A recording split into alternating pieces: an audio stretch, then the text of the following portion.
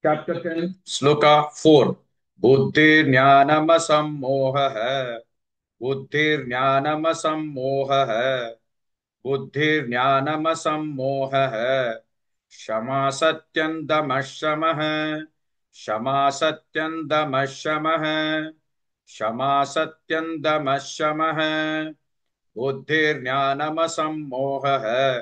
क्षमा सत्यं दमः शमः बुद्धिर्ज्ञानमसम्मोहः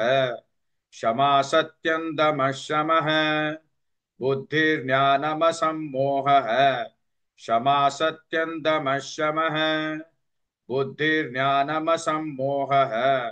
क्षमा सत्यं दमः शमः बुद्धिर्ज्ञानमसम्मोहः क्षमा सत्यं दमः शमः सुखं दुःखं भवो भावः सुखं दुःखं भवो भावः सुखं दुःखं भवो भावः भयं च भयमेव च भयं च भयमेव च भयं च भयमेव च सुखं दुःखं भवो भावः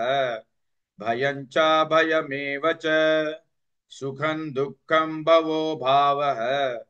भयं च भयमेव च सुखं दुःखं भवो भावः भयं च भयमेव च सुखं दुःखं भवो भावः भयं च भयमेव च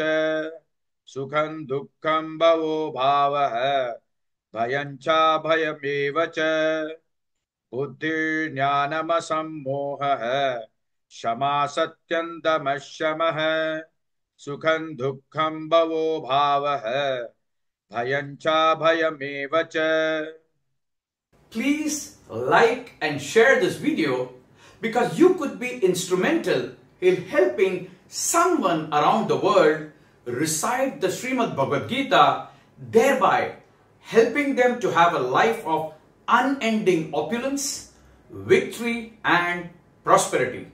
This is mentioned in chapter 18, sloka 78. Yes, don't forget to buy my book,